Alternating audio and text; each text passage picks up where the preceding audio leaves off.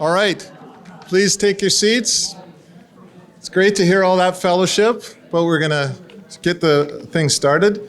Good afternoon, everyone.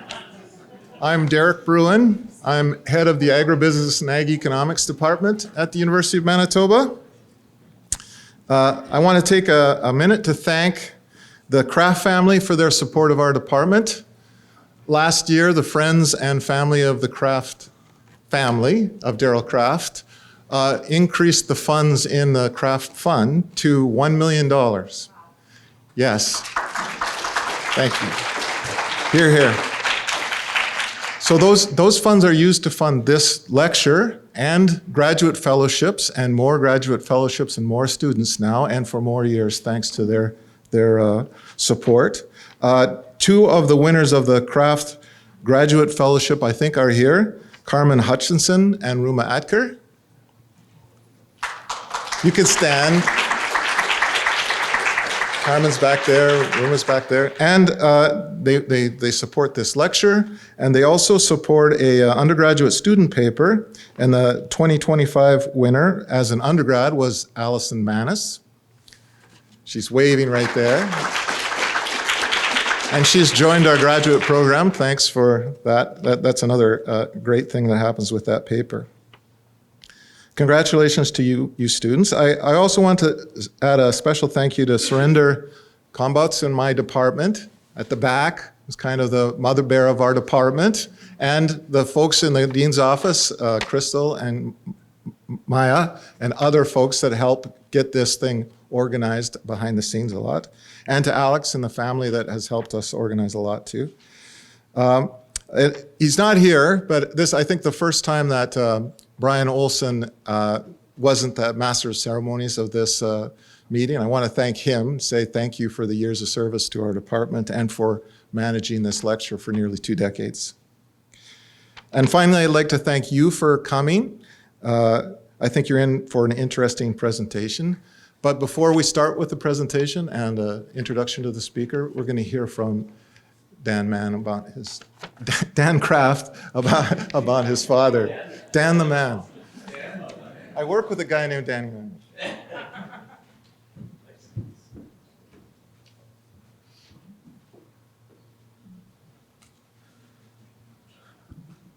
I'm glad that I read my email from you last night because I didn't know I was doing an introduction until last night. Just a couple remarks from the Kraft family about my dad. He loved it. He loved this university. He loved this department. And after his passing, we wanted to put together something that a legacy in terms of what he was passionate about, and he was passionate about students. So we thought, what could we do for students, and both for undergraduates? He loved the classroom. Maybe a story about the classroom. So when I was in university, I was playing on a major junior team with a bunch of Aggies. And they started the season saying, your dad's a great professor. We love him. And then it got to about midterm time and I said, your dad's not a good professor. And he liked to challenge students, and I kind of felt the repercussions in the dressing room. But he just loved to teach. And so we wanted to reward that through an undergraduate paper award. So congratulations for receiving that award. And he also was passionate about graduate students, both teaching and mentoring. A little personal story on that is my dad got sick when I was doing my master's. So I experienced him as a father, and then I experienced him as an academic advisor. He challenged me a lot, and so it was something where he always said, get your head up and think of the big picture. I got caught in the weeds a lot of time when I was doing my thesis, and so we knew how passionate he was and the department, and he wanted to make sure that, as a family, that we could give back, and so that we're fortunate that we've been able to raise $1 million, and that when they say we, it's family, friends, industry have come together to support students. And then this lecture series, he was committed to extension work and talking with industry and debates. Sometimes debates meant I would get a phone call at 6 o'clock in the afternoon, and it would be the Deputy Minister of Ag who was really ticked off of what my dad said and in his last paper or whatsoever. But he encouraged that debate and that discussion, and so we wanted to be able to create a forum where we're going to have discussions. Today, my role, very interested in this topic. I lead Cargill's grain supply chains through Canada, and there's a few things. We're a tweet away from a border closing, so I'm very interested in this topic. So again, I appreciate everything that the department's done to take ownership of the Kraft Fund, and really looking forward to the lecture. So thank you.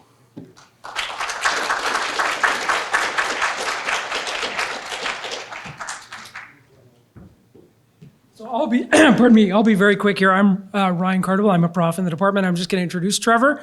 I'll do it quickly. Basically, Trevor's a professor of economics at the University of Calgary. He is also director of the Fiscal and Economic Policy Unit at the School of Public Policy at the University of Calgary. And outside the University of Calgary, he has a very large footprint in several national think tanks and regularly advises federal and provincial governments on issues of fiscal policy. Those of you that follow these types of issues in the news, I'm sure have seen him in places like the Globe and Mail and CBC News. He has expertise in a wide range of topics, including fiscal policy, macroeconomic policy. He's done work on internal trade barriers, which I know is of interest to people in this discipline. And of course, work on carbon taxes, which I think and hope will be coming up today. In addition to all that, he's got a very outstanding academic publication record. He's published many papers in some of our discipline's top journals, the AER and Journal of Monetary Econ, and of course the Canadian Journal of Ag Econ, which is how I came to know Trevor. A few years ago, at the height of the debate about the federal carbon tax in Canada, there was myriad uninformed, very low quality debate about many things, but one thing in particular was the effect of the carbon tax on consumer prices. And the debate in the public, as is often the case, was at a very low level and being fueled by a lot of uninformed opinions. And I was familiar with some of Trevor's modeling work in other areas. And so I was managing editor of the Canadian Journal at the time and invited Trevor to submit a paper looking specifically at how carbon taxes can affect consumer food prices. And so that paper's done. It's on the journal website now, open access. I encourage you all to look at it, and I hope and assume he'll talk a little bit about it at least today. At lunch today, Trevor said, he mentioned to me how much fun he had writing that paper. And, he didn't say this, but I'm guessing part of it was because there was, a lot of debate and controversy about this issue. In particular, a notorious professor at another university with a big megaphone and a lot of strong opinions, which are not always based on hard evidence, created a lot of debate. And, Trevor, as always, approached and handled these situations with, careful analysis and poise, something that not all of us achieve at all times. And I'm sure he's going to bring that all today. So with that, I think it's going to be a great lecture, and I welcome and thank Trevor for being here.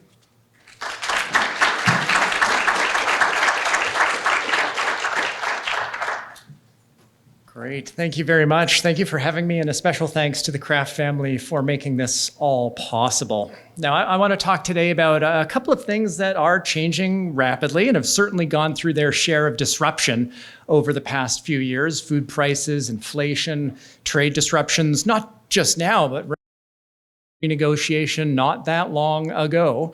And so Dan did kind of joke semi-seriously that we're one tweet away from a border closure. So hopefully nothing that I'm going to say today is made obsolete by the time we conclude the lecture, because this is certainly a time of not just disruptions, but an unusual number and an unusual scale of shocks that Canada faces in a lot of different areas. Now, we're a small open economy. Shocks are something that we have had to face since the very beginning, year after year. It's just that right now, the scale is unusual. And so let me start with tariffs in the United States. If we think back to April, the beginning of April, Liberation Day, we had announcements of a variety of tariffs that would be levied on countries that sell into the United States on a wide range of products.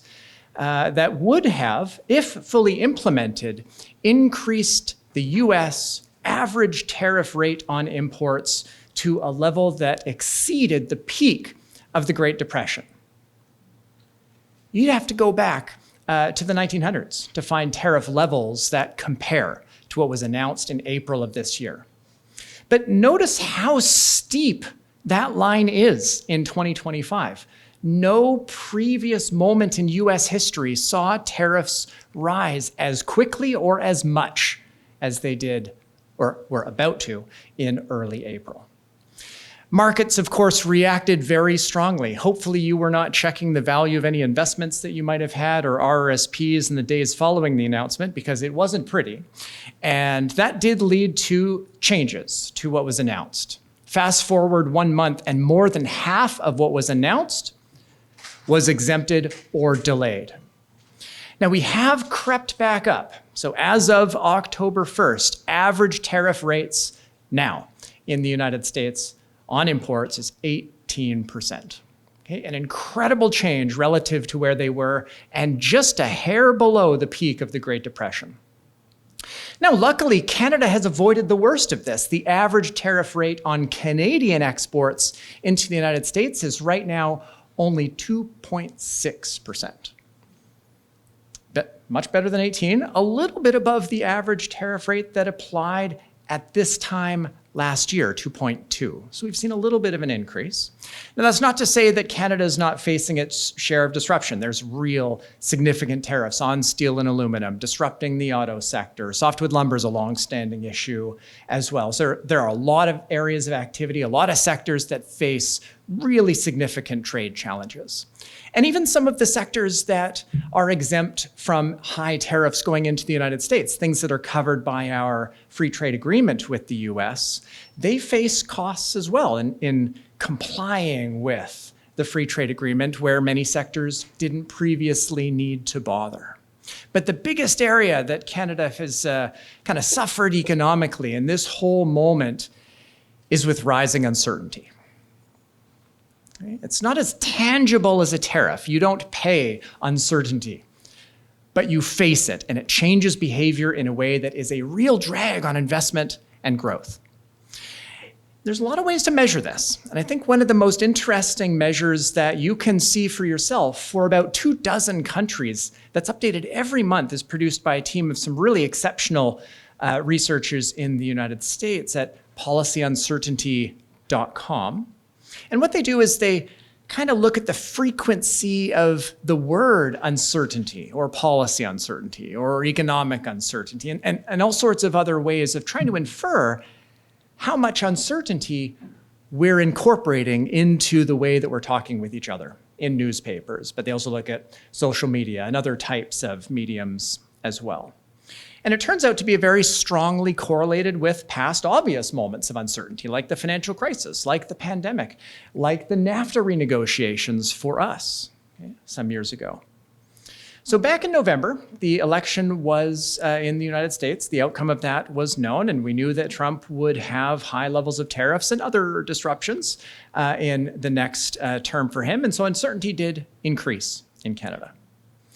And in November, that was the highest rate outside of the pandemic. And so you had many, including myself, looking at that and going, oh no, that's a much higher level of uncertainty. But fast forward a month, in December, this is following the announcement by the president-elect that he would levy 25% tariffs across the board on Canada and Mexico. Combined with some federal domestic political uncertainties, the resignation of our finance minister and other questions led uncertainty in December to equal that of the worst moment in the pandemic. Very high level of uncertainty. Fast forward again, though, and we have the inauguration and the resignation of our prime minister and the commitment that day of the inauguration to follow through on the broad-based tariffs on Canada and Mexico. So uncertainty rose to a new level that had previously not been recorded. February rolls around. And that was a fun month if you're a trade policy analyst or observer, because we had the tariffs that were supposed to come in at the beginning of the month, exempted, but there was right up until the last minute questions around whether the exemption would occur or not. So uncertainty rising. But it kept on going because, again, those tariffs were meant to snap back on Canada and Mexico in March. Lots of back and forth, lots of questions that if you're a business, especially a trade-oriented one, whether on the import side or the export side, you didn't know what to do. Now, this spike in uncertainty, it's not just about the shape of the line. Clearly, uncertainty was high. We still kind of feel it right now. But a lot of researchers have used this very index to look at how it has shaped decisions of businesses and investors and folks thinking about hiring new employees at their firm. And if past experience is any guide, past experience that has been empirically estimated here, this dramatic increase would normally be associated with a roughly 25% drop in business investment and a full percentage point increase in unemployment just from uncertainty alone. So this right here, this shock is of a scale that's potentially sufficient to have led Canada into a recession. But things did calm down. Uncertainty has come down quite a bit, although even now we're at a point that rivals the worst moment in the pandemic. So there is a lot of uncertainty on the trade front.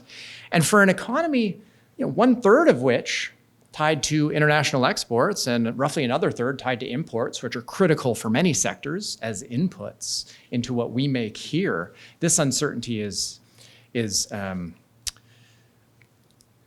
real shock, the real negative drag here. But, and this is going to lead me into the food prices and inflation, it is interesting that it is not top of mind for a lot of Canadians.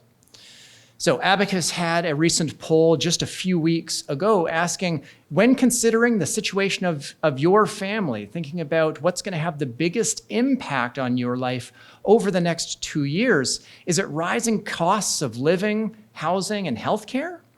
Or is it Trump's trade policies and the tariffs on Canada? 80% of Canadians say it's the cost of living, it's housing, it's healthcare challenges. That's the most significant factor over the next 2 years for them. Only 20% saying it's tariffs. And the cost of living issue is really concentrated in a couple of items. And food is perhaps the most salient and important item. You see and experience price changes very regularly, going to the grocery store multiple times potentially per week. And those prices themselves, very salient, loom large, and are pressuring family budgets. So when asked, do you have confidence in your ability to afford the groceries that you want over the next 6 months?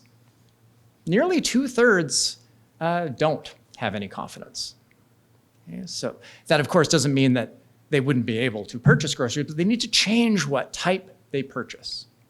Okay, and so it's the cost of food that is really one of the most significant challenges that we face today. And it's tied into, of course, the rise in inflation over the past couple of years. So I want to give us just a quick rundown of what the factors were behind the rise and the thankfully fall in the overall rate of inflation that we faced in Canada before turning to food prices specifically. So inflation in Canada back in 2022, it peaked at 8.1%. And what that means is that the overall bundle of consumer goods and services that we purchase was 8.1% more expensive than that same bundle would have been a year prior. Okay, that's the highest rate of inflation that we've seen in many decades. But notice how steep this line is. It's not just US tariffs that have increased at a faster pace than ever before, or uncertainty that has increased at a faster pace than ever before. Inflation here rose more quickly than at any point in Canada since the early 1950s. So for most people, over the past couple of years, they have never gone through a moment where prices have changed as quickly as they did. which makes it that much more difficult to adjust and adapt. And now it's come down quite a bit since, thankfully, and that's good. We'll see where it goes from here, but the affordability challenge remains because inflation is about changes, increases in prices. The price level that we're facing today has ratcheted up to a new higher trajectory, and that continues to strain budgets, at least until income growth can overcome those past increases in prices. So why did inflation rise? Well, I find it a very intuitive graph to kind of understand what the underlying causes of the increase was. So the black line there, that's the overall inflation rate that we were looking at just a moment ago. And these colored bars are underlying components of the consumer price index. Okay? How these are calculated, I'll leave that to a discussion that I'm happy to have after the lecture is done. But think about how much of each item is driving that overall change in the cost of that bundle of goods and services. Notice that at peak, basically the entire increase is due to just 4 things. Just 4 things. First, in purple at the bottom, vehicles and furniture, most of which for Canadians are imported from elsewhere. And there was a lot of international trade bottlenecks and supply chain challenges. If you tried to purchase a barbecue in 2021 or early 2022, you might face not just higher costs, higher prices, but long delays in getting it. And I won't go into the details there, but suffice it to say that's a shock that was alleviated and is no longer relevant and hasn't been for the past year and a half or so. But in orange and gray, this is housing. Orange is ownership costs. So home prices have risen a lot. That feeds into the consumer price index because of the way that we calculate it, and details don't matter. It's not a housing talk, but that's a big one. And certainly that's been a big issue that has been covered in the media. But of most importance for us today is the blue and the green bars. Green is food. Blue is energy. Okay, those 2 alone account for half of the 8% inflation. It would have been 4 had food and energy costs not increased at all. Energy, oil prices rose a lot. Natural gas prices rose a lot. They rose in 2021, and then they peaked after Russia's invasion of Ukraine, peaking over $120 a barrel that summer. And that cascades through supply chains, affecting many other goods and services, and in part affecting food as well. I'll talk about this in more detail in a bit, but food, interestingly, is one of the most energy-intensive non-energy goods that we consume. Right? But this fact alone is quite interesting. We think about inflation as a broad, amorphous, macroeconomic blob. But at a micro level, you can't account for changes in that broader blob. And it turns out just these 4 things drive the whole increase and indeed the whole decrease. Now, different items within the CPI, prices have risen quite a bit. They also are straining households in different ways depending on how much of your budget you're allocating to different items. Housing is, of course, how do you read this graph? From 0 to 100% on the vertical axis, that's your household budget. Right? What fraction of your overall spending on average are you allocating to different items? And then the price change those items have seen since February 2020, that's the height of the bar. So housing, home ownership costs, that's by far the biggest component of the bundle. But food purchased from stores, groceries, is the second most important item here. Takes up a big share of household budgets and has increased by 30% since February of 2020. It's a big share of spending and a very large price increase.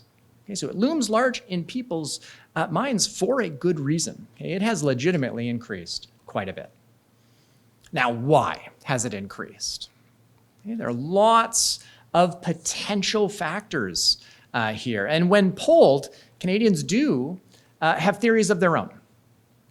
Okay, so this is from Leger last year.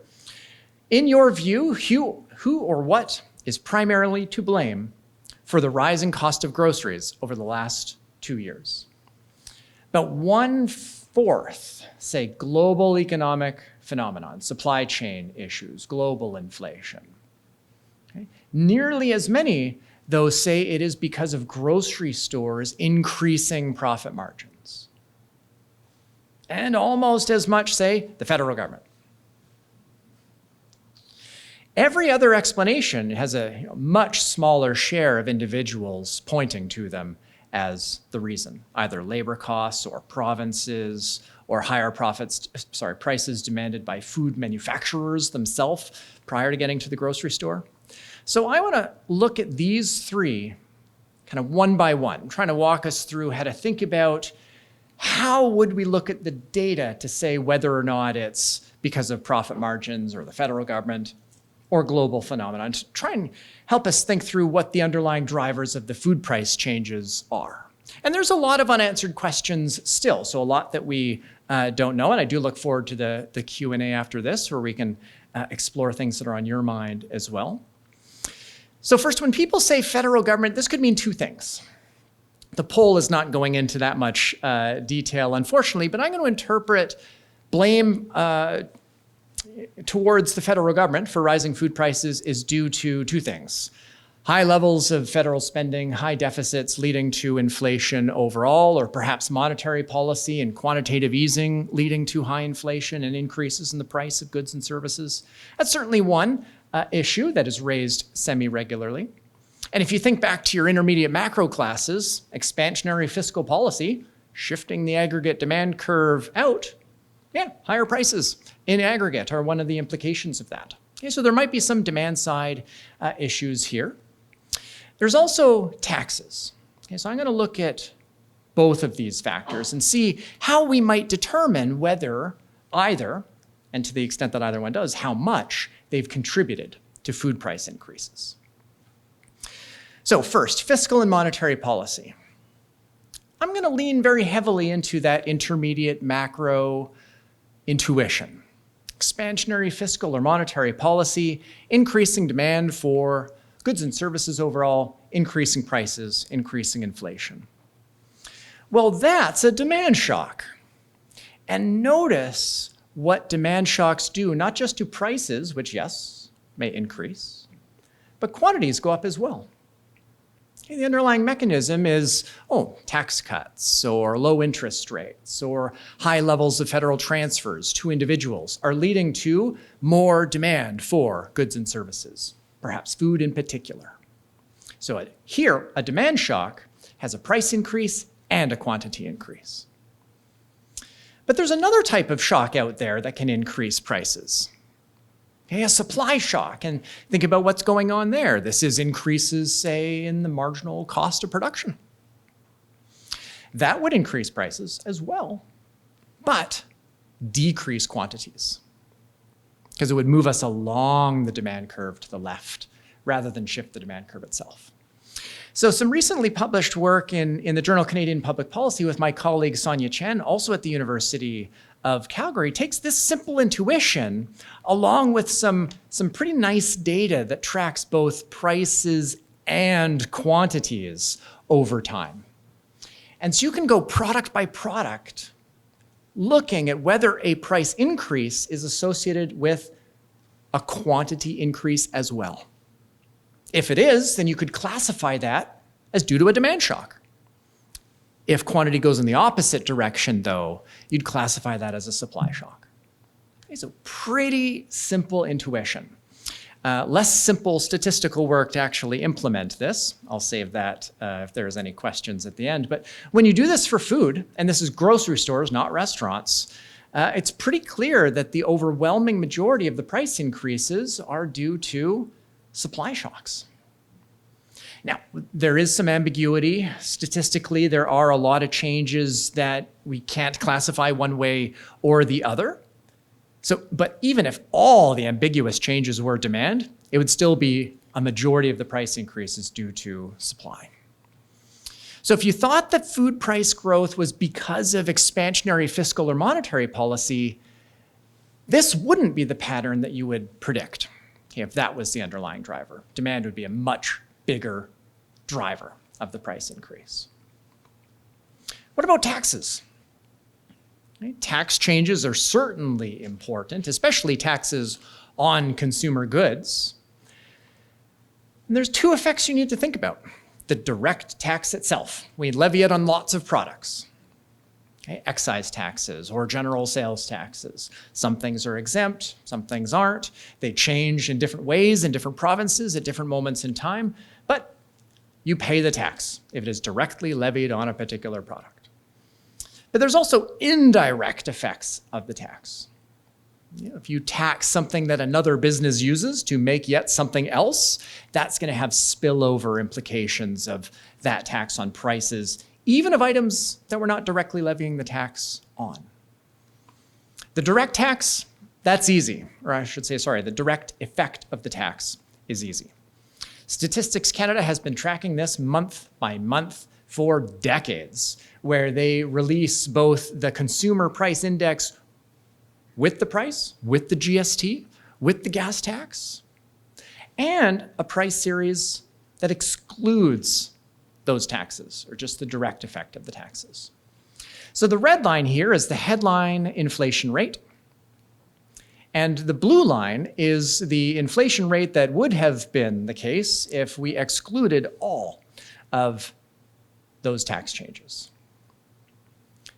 Just as an aside, and just to make things super confusing, if we say indirect tax in like the Canadian legal context, we mean things like sales taxes, and direct taxes are income taxes. But that labeling issue aside, this is just the direct effect of the tax. And notice that it doesn't mean anything up until just the last year when we had a GST holiday and the elimination of the carbon tax. But prior to these two big changes, basically taxes explain almost nothing of inflation overall. On average, this red line is a little bit above the blue. And so it does add up to something that's not literally zero, but it's not material. Okay? The GST holiday, this was a time when we kind of suspended the GST on certain items. Restaurants was kind of a salient example.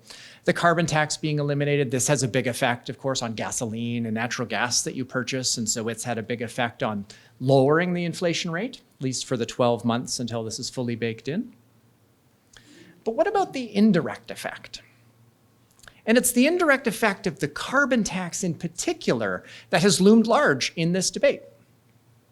And it's a tax that by the end of 2024 was set at a material level of about $80 per ton, 51 in Quebec. There's different systems, and so we'll just put that aside for now. And it wasn't just a tax levied on individuals when they purchase gasoline or on their utility bills or fill up a propane tank or something like that. It was also a tax levied on larger industrial emitters. And that could potentially be pretty important for food manufacturing. There are many food manufacturers across the country that do have large emissions associated with their facility. Okay, from frozen food manufacturing here in Manitoba to beef and cattle slaughtering where I'm from in Alberta, or sugar manufacturing in British Columbia, and so on. And so we're levying this tax on consumers, on the fuel they purchase, but also on industrial emitters on their emissions. Okay, so there's kind of two things to think about here. Now, how would we know whether the carbon tax is affecting food prices? And if so, how much? Well, there's a couple ways you might approach this question.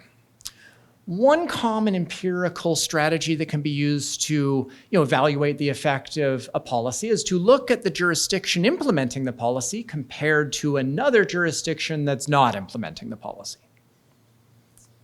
Okay. That simple comparison is subject to some challenges, but it's an easy way to start. And conveniently, Canada and the United States, pretty close economies, pretty similar in a lot of respects. Our economy is heavily tied in with theirs. If you look at food price changes over time in the United States and Canada, since the beginning of 2019, And the federal carbon tax backstop began early that year. Overall price increases haven't been all that much in food in Canada compared to the United States. In fact, the food prices in Canada have grown by less than they have in the United States. And each of these green lines is a moment when we increased the federal carbon tax. Meanwhile, there's no carbon tax and certainly no changes in that kind of pricing regulation in the United States.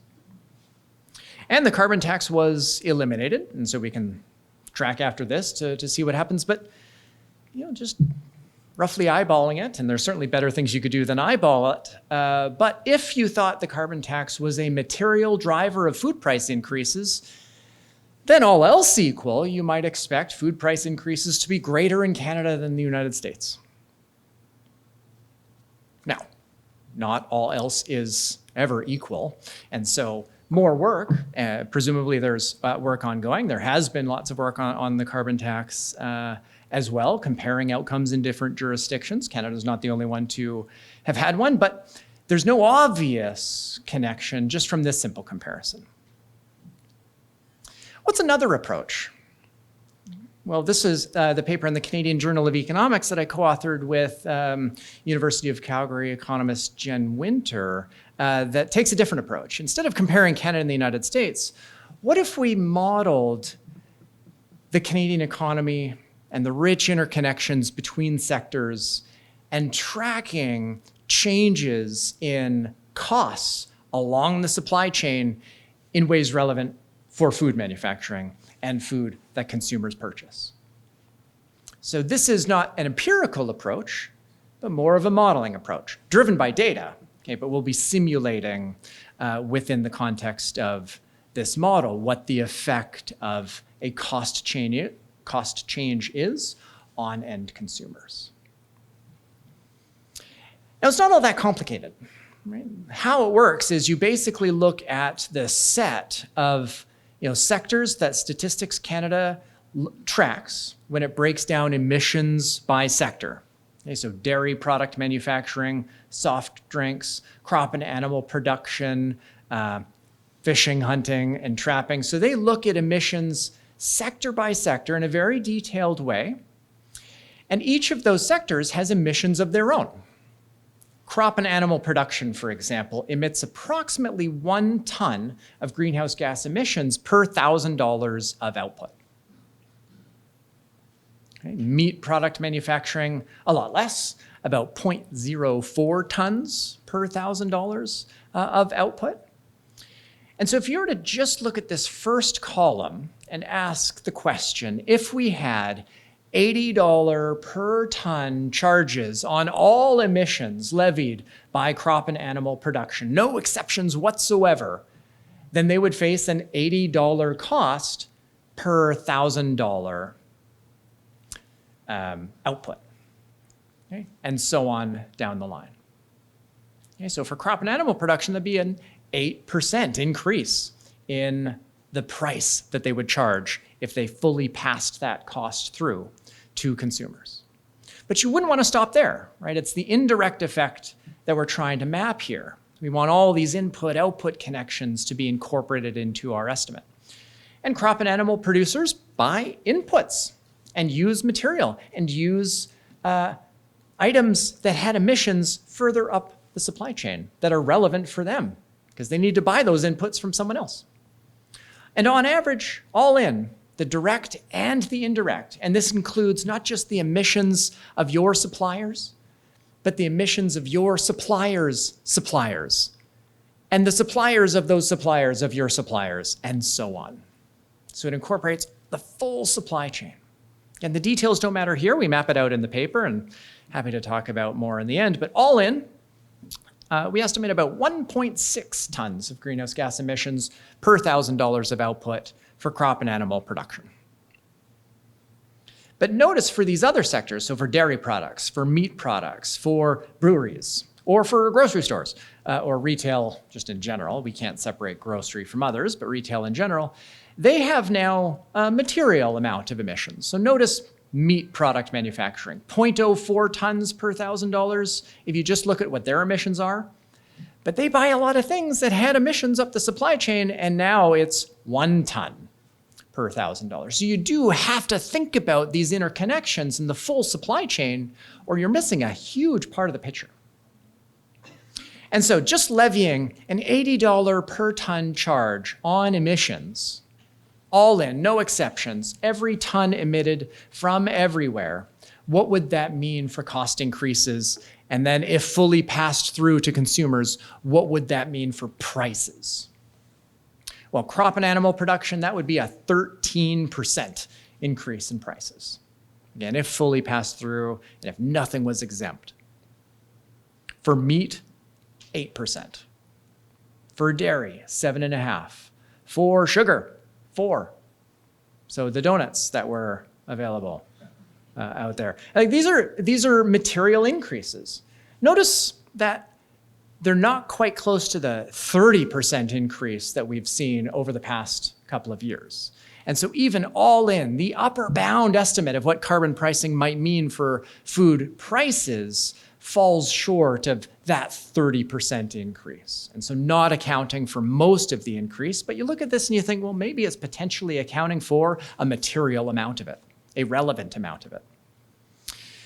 But you wouldn't want to stop here because our carbon pricing system is not on everything.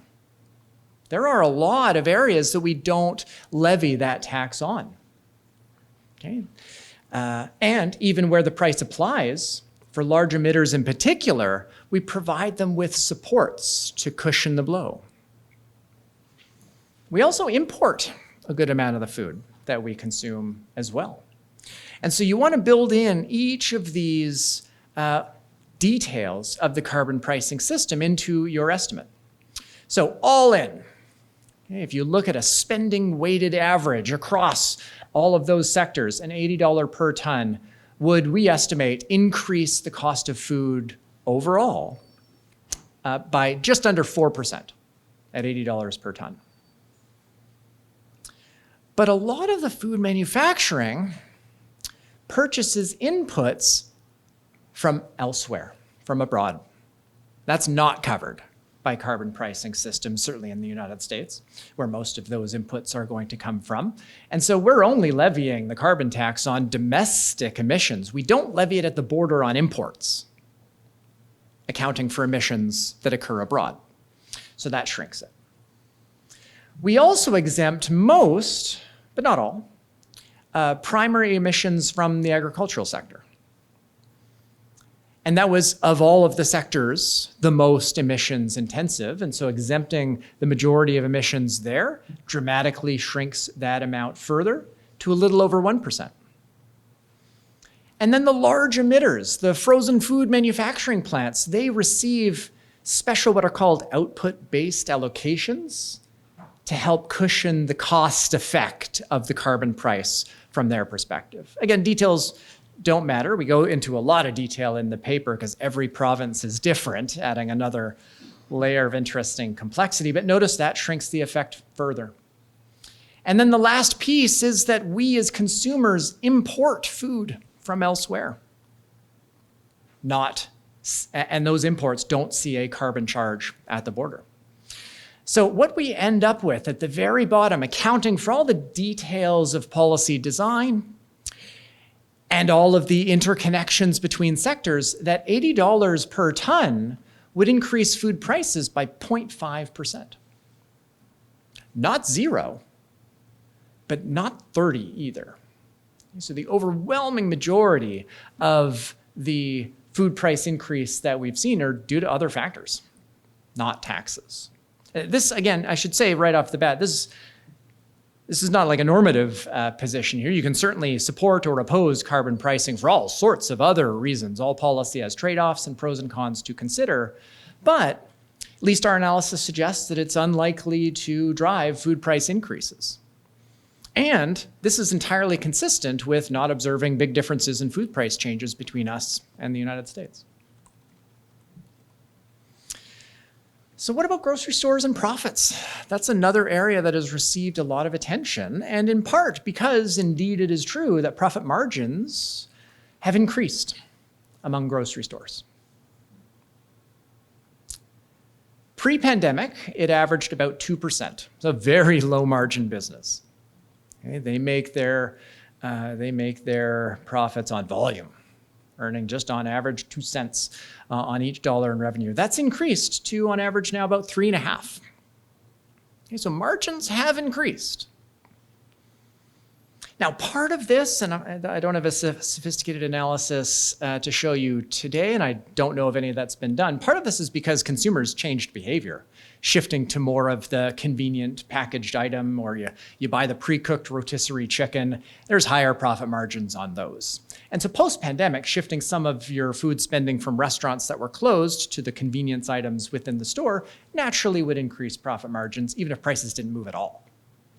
But put that aside. Let's just take this as given.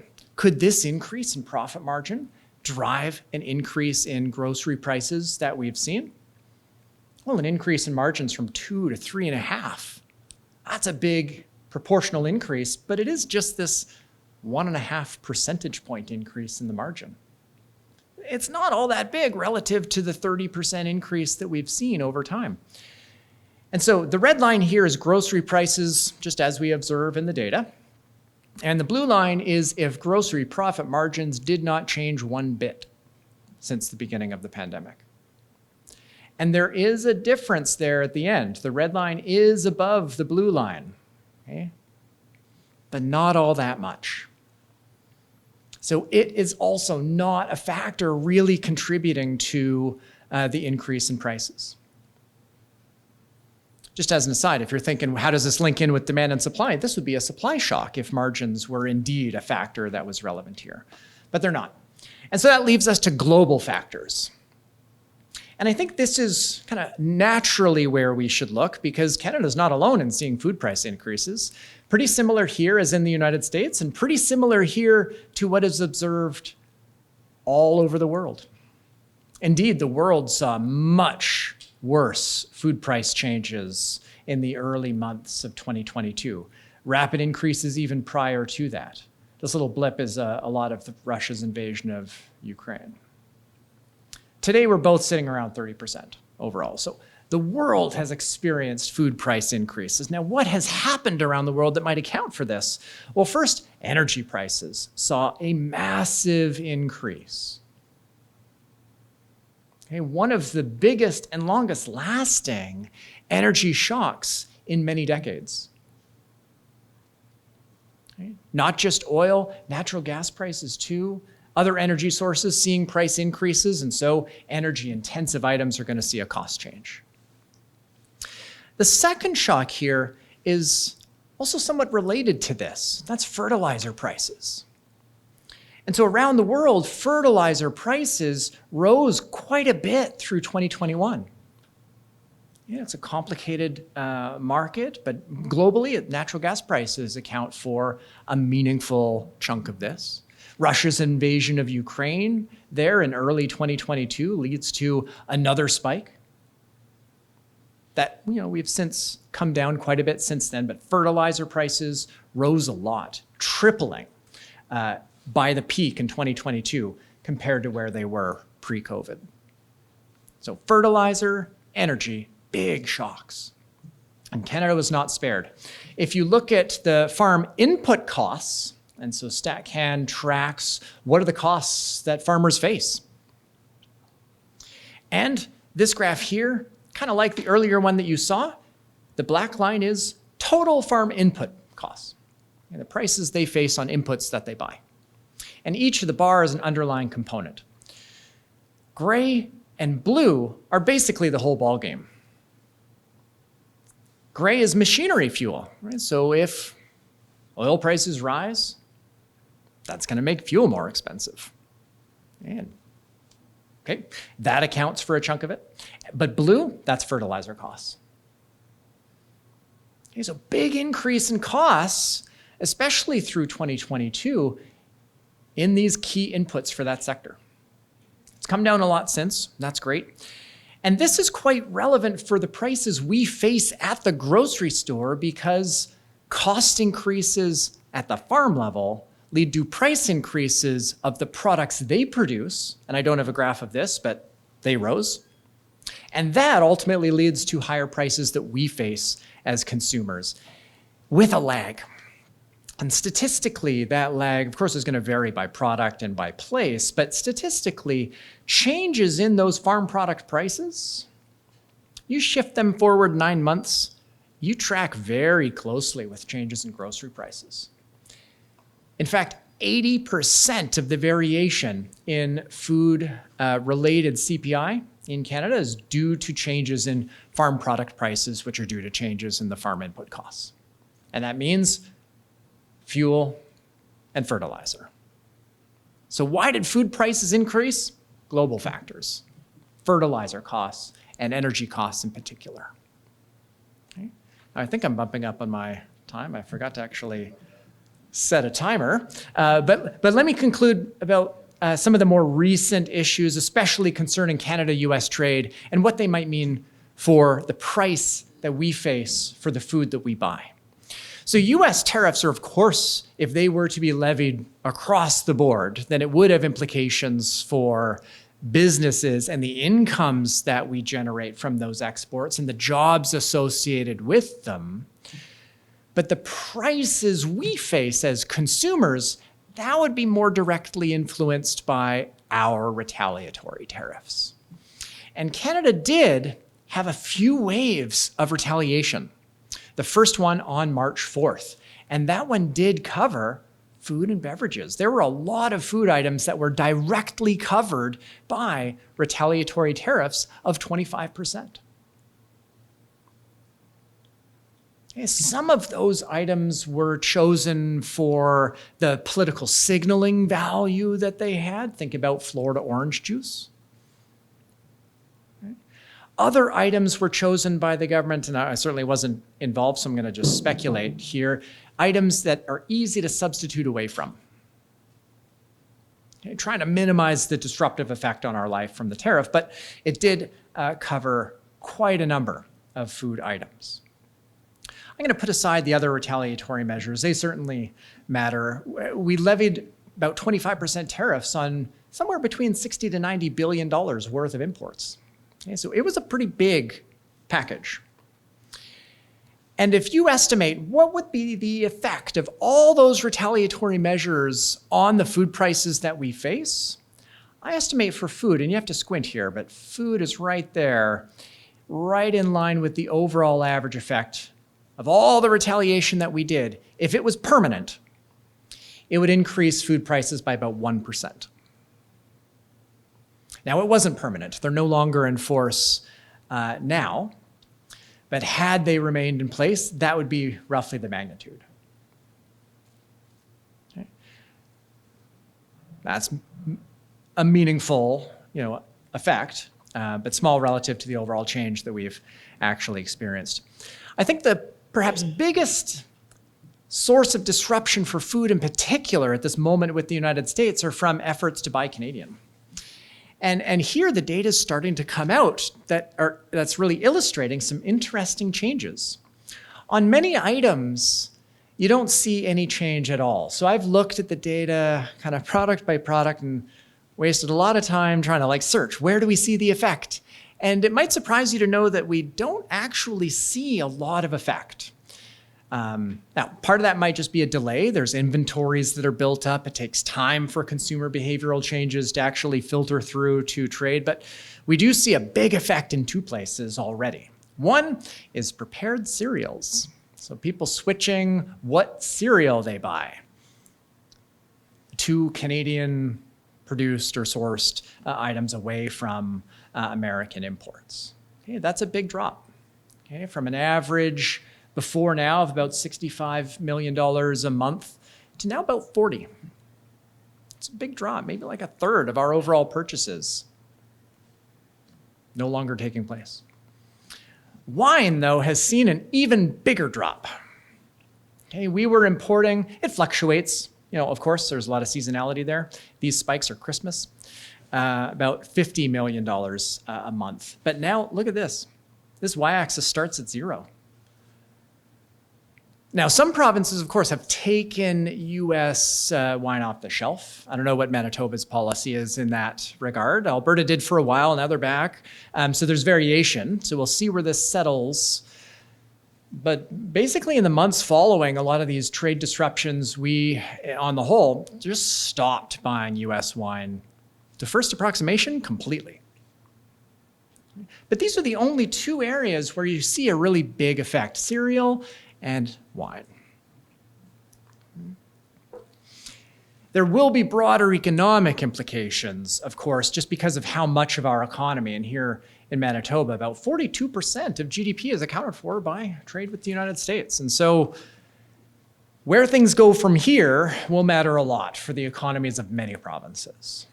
Yeah, Ontario, New Brunswick is the one that is most exposed at over 50% of its GDP. But notice though, south of the border, most US states just have a really small share. California, 1%, Florida, 1%, Texas, 3%. For the US as a whole, it's about 3%. So it's a whole order of magnitude difference between us and them, perhaps why these issues loom large for us and barely crack the news at all in the United States. Okay. Which should be concerning for us because it has such great consequences on us, but very little on them. I think the incentive to avoid policy mistakes is lower in the States than it is in Canada. Big implications for employment with many jobs, 1 in 10 Manitoba jobs supported by exports to the United States, and 12% of every dollar earned in Manitoba comes from exports to the United States. And this accounts for any import that you might make from the United States when you make an export. This is just the pure value added that's generated in Manitoba on these exports. It's a massive share. But in the event of a full trade war, full-blown trade war, we're throwing 25% tariffs all over the place on each other. What would that mean for the Canadian economy? Well, I did my own estimates of this for the Canadian Chamber of Commerce a while back that suggested it might shrink Canada's economy by 2.5%. But I think the more up-to-date and most authoritative set of analysis on this is from the Bank of Canada earlier this year, where their prior projection for the Canadian economy here in blue and the trade war here in teal, that would shrink our economy, they estimate, by about 2.5%. That's big. It's kind of like a medium-sized recession. Not a big recession, not a small one. And so it's not an existential crisis that Canada faces if there were to be a trade war between us and them.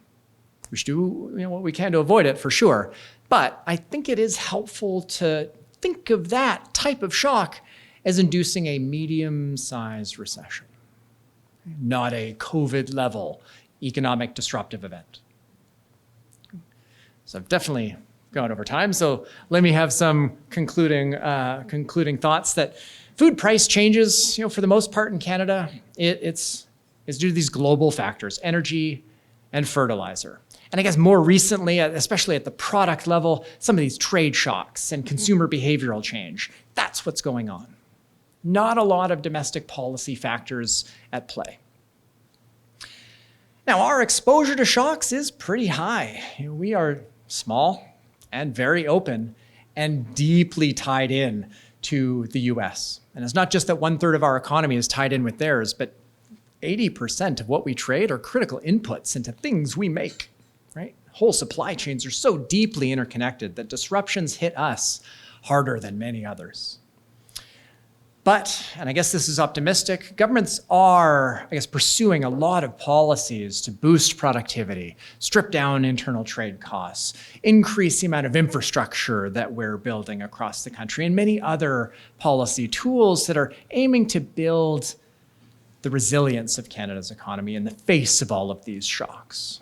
And I think there are a lot of policy options available. So even if the worst case scenario does come to pass and we do have broad-based trade disruptions between us and the United States, we can, over the long term, more than compensate for that with domestic improvements in policy and productivity. So I'll end there and thank you very much.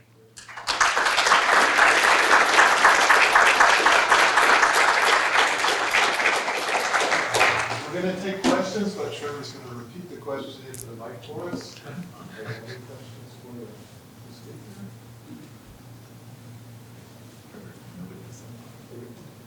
I'll ask one. On the demand versus supply shocks. Yes, that one. Is there a difference in terms of income distribution?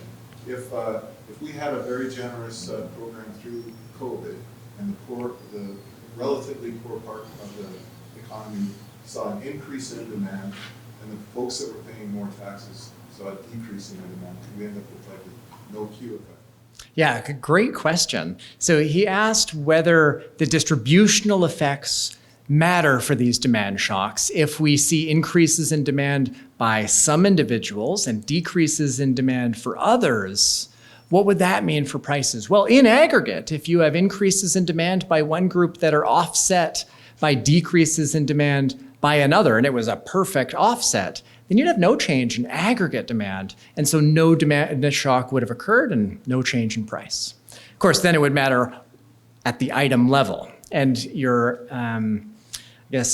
point about high income versus low, households of high income purchase different goods than households of low. And so there it would matter whether you see price changes for one versus price decreases for another. But both of them would be fully here in the demand shock column. Could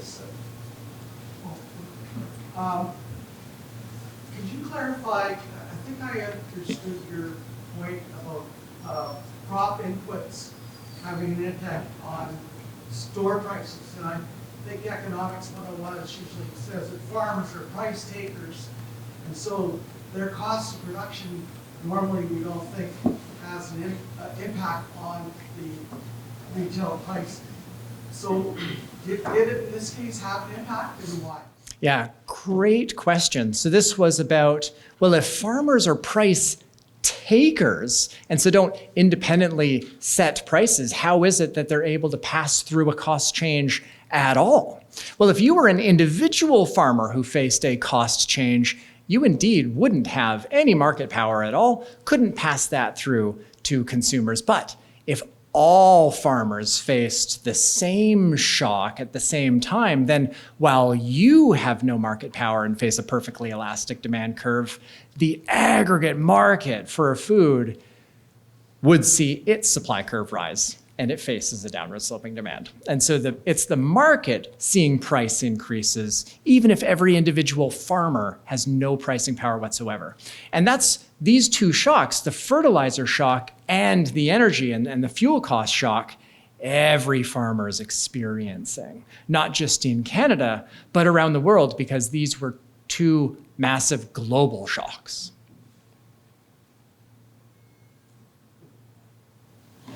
Your graph on the uncertainty graph over time, I'm just thinking through as we're having discussions about supply chains. My mind, it's the world I live in these days. Is what we're seeing right now is organizations, because of this level of uncertainty, they're not thinking strategically. They're thinking, what am I going to do next month?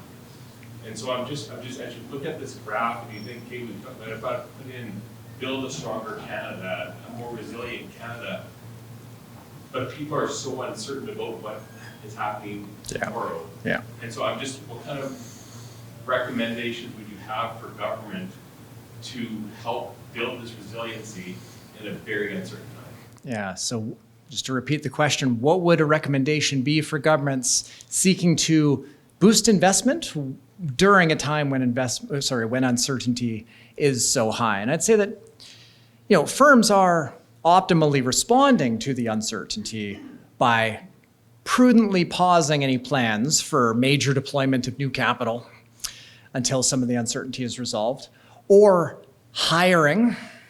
And I mentioned that empirically, this large of an increase is typically associated with a 1 percentage point increase in the unemployment rate, because that's a commitment, maybe better to prudently pause. And so governments, because the source of uncertainty is external, makes it really hard for them to directly try and bring this needle down. But you can see that a lot of governments are trying, through engagement with the US administration in particular, trying to portray a reassuring tone, trying to keep the US from enacting kind of out of left field policies. And so the diplomacy here, very important.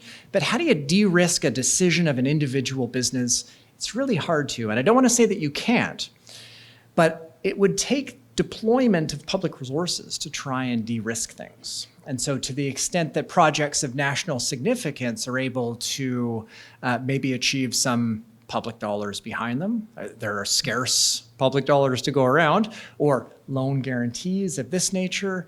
And I think part of the whole rationale behind C5 is to eliminate some of the domestic uncertainty that federal regulatory policy has itself created. Like, if we're going to be facing high uncertainty from elsewhere that is beyond our control, well, let's try and minimize the degree to which we're adding to that domestically by easing some of the regulatory burdens that we can today. So I think that governments, from my point of view, are doing the right thing. And I guess and then we can have a discussion about whether they could do more, or what do we do next, because everything's very short term right now. But there's very little that they can do really to boost investment in the face of this magnitude of uncertainty. And we're already seeing it in the Q2 data for GDP, big drops in business investment.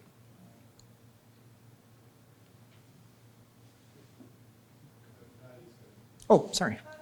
Kind of related to Alan's question a bit. We're told that you can't blame food prices on an increase in farm gate prices because the farm production is such a small part of the overall cost of that retail food. But you're suggesting a more direct relationship there. Is there no buffer in there that would keep that price increase in mind? Yes. So the farm product price. Sorry, where's that graph? There we go. The farm product price, that is just a fraction of the price that you pay at the grocery store. There's other things that go in there, the cost for the truck transportation between the farm and the store, the cost of heating the store and running the refrigerators and the staff that are there, and all sorts of other things at play. And I don't want to hang my hat on this one graph. Correlation's not causation here by any means, but product price changes predict grocery price changes with this 9-month lag very consistently.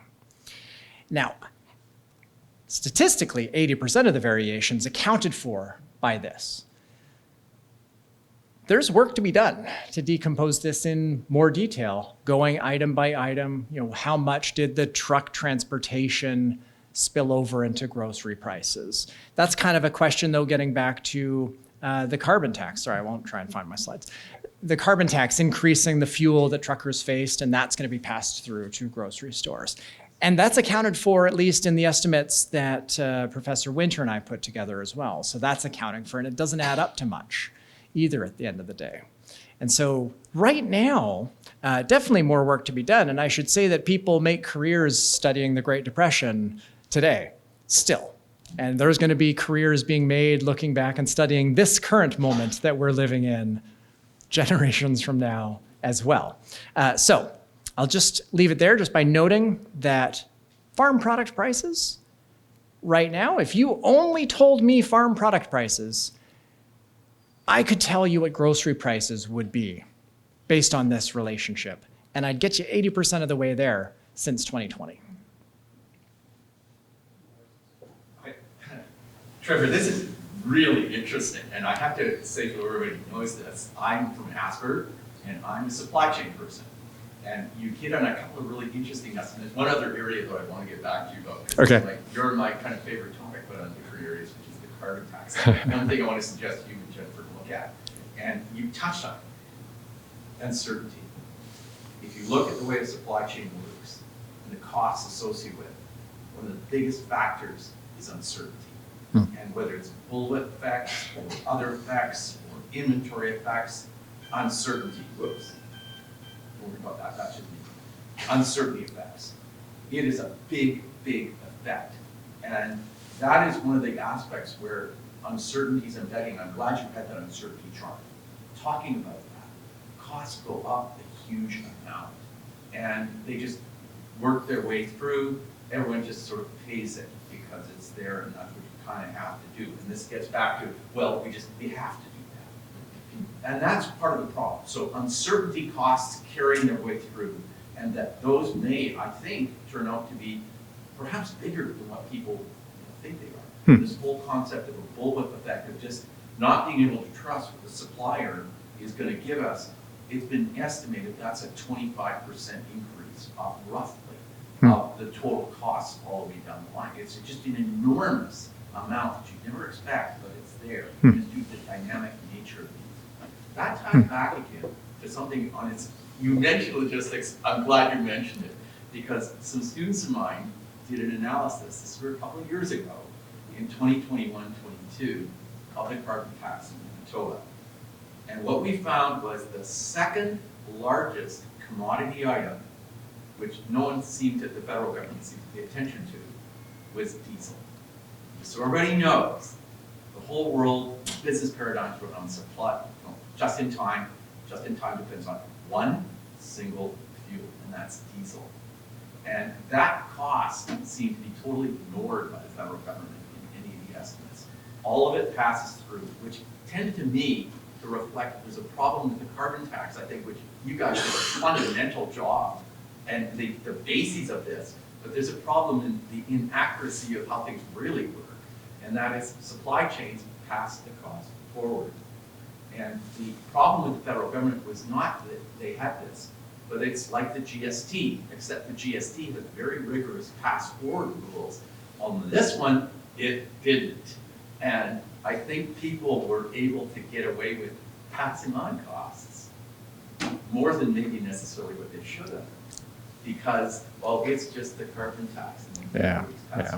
No trucking company could eat that cost. Yeah. And they passed it along. Yeah. So the thing that happened was, as carbon taxes, particularly for logistics, in Manitoba that 1 year is like $70 million, they just get passed forward. They're not going to lose anything. So they passed it forward, and maybe a little more because you could get away with it, so that the actual impacts of the tax on flow through and pass down the supply chain may indeed have been not the 30%. I agree with you, you're correct on that, but I don't think it's more. And the key thing then is, on this, your impact, I'm sorry, so he understood it. I got it. I got a question. The Yeah. uncertainty factors, and then the pass-through down the supply chains, and that those don't necessarily always reflect the economic reality. Yeah. So there you go. Okay, so now I'll repeat.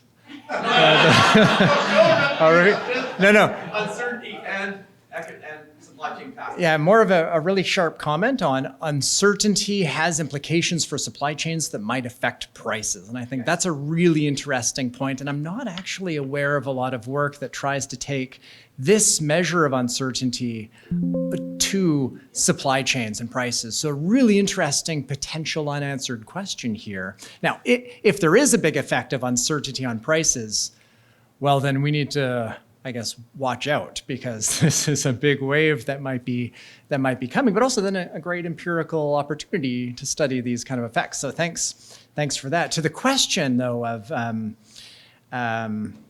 costs up the supply chain and how they're passed through, this is where Professor Winter and I have to make an assumption. And we assumed that costs were passed through to the next level down the supply chain and eventually to the consumer proportionally. So 1% increase in costs, 1% increase in prices.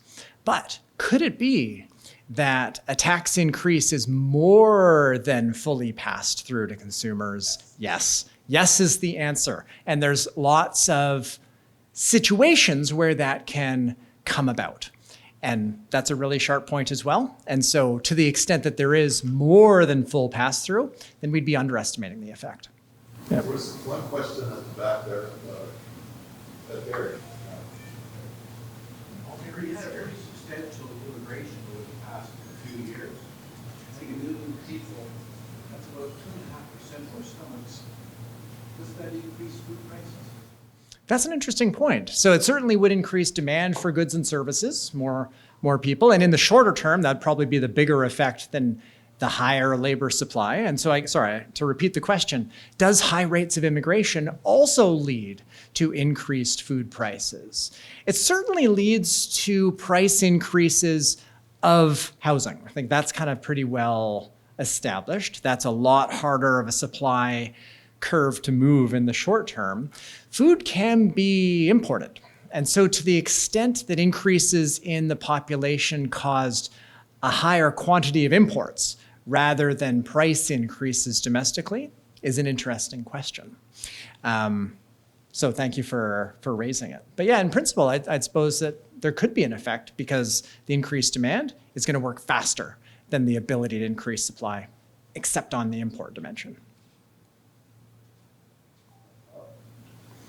Yeah, you said retail food margins have gone up, not very much, Yeah. just from 2% to 4%.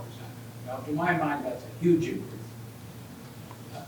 But For sure. In that vein, I wished you had put up a graph of the share prices of Empire Foods, for example, Sobeys. The same would be true of Costco and also the other big retailers. Yeah. Now, what allowed them, my question is what allowed them to increase their margins the way they did in that period? Yeah, so the question is what allowed grocery stores to increase their margins? And they did increase from 2 to on average 3.5, but yeah, reaching as high as 4%. And that is a doubling of margin from 2 to 4 and would translate into higher stock prices. Just as an aside, stock prices are strangely high right now in lots of different areas. I'm not quite sure what the factor is there. But I don't know what the underlying driver of the increased margins are for grocery stores. Part of it is changes in consumer behavior, shifting into purchasing more of the ready-to-go convenience food items at the store, the pre-cooked rotisserie chicken. That's an item that has a higher margin than the more basic groceries. And so to the extent that they're increasing sales of higher margin items, then the firm's average margin can go up even if prices didn't move at all. So that's one factor. But how much of a lack of competition in grocery retailing allowed them to increase prices? Well, two things come to mind. First is, it's not as though the level of competition now is less than it was in 2019. And so there may very well be some argument for market power translating into higher price levels overall. But to account for the change through this competition margin, we'd have to think that competition has fallen a lot over the past couple of years. And I'm not sure that that's the case. But it's an open question and a lot more interesting work to be done in that space. So whether kind of due to consumer changes or I guess other legitimate reasons or whether it's due to market power, the point was that it just aggregates into just a tiny, tiny contribution to that 30% increase that we've seen, about 1% out of the 30. I have a question. Why hasn't the farmer's margin also continued to stay up? I don't have data on farm profit margins. And so the question was, why haven't farmer profit margins rose? So without having looked at the data, I guess I can't answer, unfortunately, sorry. Is there someone who does have an answer? I'm not going to say I know all of that. I was just going to posit this as a theory, actually, that we saw a commodity boom, and especially in grains, during the COVID run. And so farmer profits in 2021, 22 took off. But then you see, you said it was all fuel, but I think there was some other. That was also. that's right. Yeah, yeah. And I think things like seed, whenever farmers make money, the fertilizer guys start charging more. Like I was wondering even if that's behind why fertilizer prices took off. It was demand driven. We'll talk about it later. Very good. Any other questions? I've Yes, got a go quick ahead. one. Sure, hold that up. You know, another orthodoxy in economics is that free trade is generally a good thing. The tariffs are not really in order unless it's to countervail dumping or something along those lines. Milton Friedman, you might have seen his clips right now on the YouTube and so on, talking about even the United States is getting pummeled, locked in markets they should not be countervailing the duties. Do you think there's any hope that the Americans will change their tariff policy in the next couple of years? Yeah, so the question is whether I think the U.S. will change their trade policy in the next couple of years. And the preamble noting that I guess the orthodoxy is that trade is good. And I think, well, no, economics would tell us that trade is good and bad. Almost everything is good and bad. Almost everything has trade-offs, pros and cons. And there's really no unambiguous good or bad that usually involves the normative value judgment to get to that point. Now, if you asked me last year whether U.S. trade policy would change to a greater degree than we have ever seen it change from the very founding of the United States, I might not have said yes. And so I'm not going to offer a prediction about what next year has in store for US trade policy. But it's pretty clear that whatever happens, Canada should try and be prepared for the worst. And if the worst does not materialize, great. Wait on the 6 o'clock news.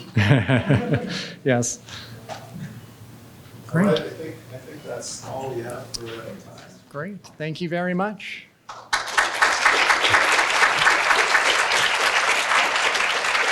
Trevor, we have a little token of our appreciation. Thank you very much. And I do want to put a plug in for Barry's